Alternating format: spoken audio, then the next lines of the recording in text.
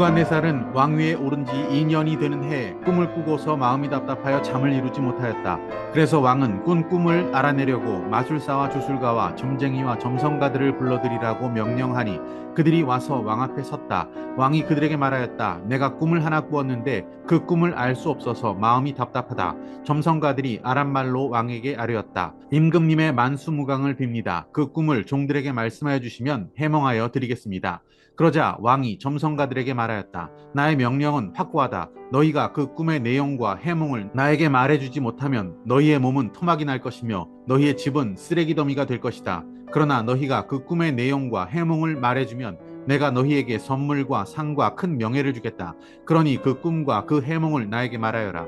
그들이 다시 아뢰었다. 임금님께서 그 꿈을 종들에게 말씀하여 주시면 해몽해 드리겠습니다. 왕이 호령하였다. 과연 내가 생각한 대로구나. 나의 명령이 확고한 것을 알고서 너희는 지금 시간을 벌려고 한다. 너희가 그 꿈을 나에게 말해주지 못하면 너희는 모두 같은 벌을 받게 될 것이다. 너희가 시간이 지나면 사태가 바뀌겠거니 하면서 내 앞에서 터무니없는 거짓말을 하기로 함께 모의한 줄을 내가 모를 듯 싶으냐. 이제 그 꿈을 나에게 말하여라. 그러면 너희가 나에게 해몽도 하여 알려줄 수 있을 것으로 알겠다.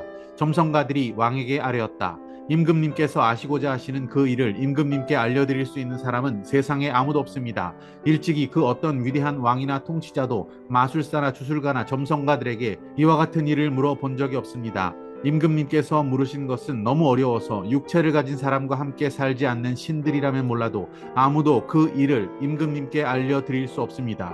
이 말을 듣자 왕은 성이 나서 크게 화를 내며 바빌론의 지혜자를 모두 죽이라는 명령을 내렸다. 명령이 공포되니 지혜자들이 죽게 되었다. 사람들은 다니엘과 그의 친구들도 지혜자들과 함께 죽이려고 찾았다. 할렐루야, 아름다운 새날입니다.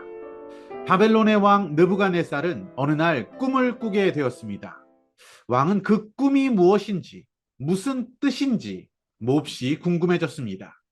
그래서 나라의 똑똑한 사람들, 점 보는 사람들을 모읍니다. 마술가와 주술가와 점쟁이와 점성가들을 불렀습니다.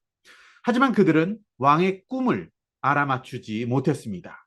화가 난 왕은 그들을 다 죽여라 이렇게 명령을 내립니다.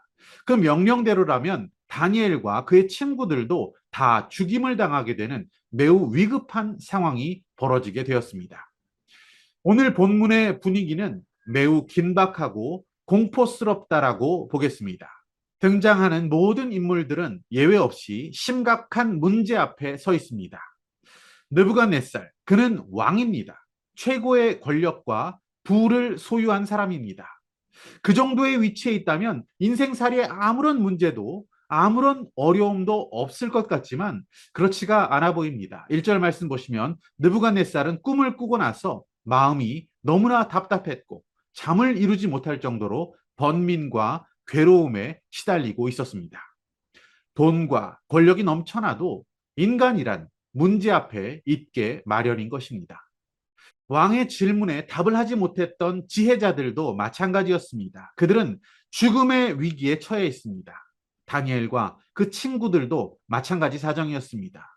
아무리 위대한 신앙의 소유자라 할지라도 환경에 의해서 문제에 휘말리게 되고 고통받게 되는 것은 어쩔 수가 없는 일이었습니다. 결국 모든 등장인물들은 문제 앞에 놓이게 되었고 고민과 갈등 속에 놓이게 되었습니다. 마틴 루터는 종교 개혁을 위해 여러 가지 어려움을 당하고 있었고 목숨의 위협을 느끼는 고난 가운데 있었습니다. 그때 그의 친구 중 하나였던 멜랑히톤이 어려운 문제는 없느냐라는 취지로 편지를 보냈습니다. 마틴 루터는 그 편지에 이렇게 답을 합니다. 언제 우리에게 문제가 없었던 때가 있었느냐? 문제가 있는 것이 문제가 아니라 믿음이 없는 것이 문제다. 이렇게 답을 보냈습니다. 문제 앞에 번민과 고민이 아닌 하나님의 지혜를 구하고 믿음으로 헤쳐나갈 수 있는 저와 여러분이 되시기를 소망합니다. 오늘 붙드신 하나님 말씀, 믿음의 결단은 무엇입니까?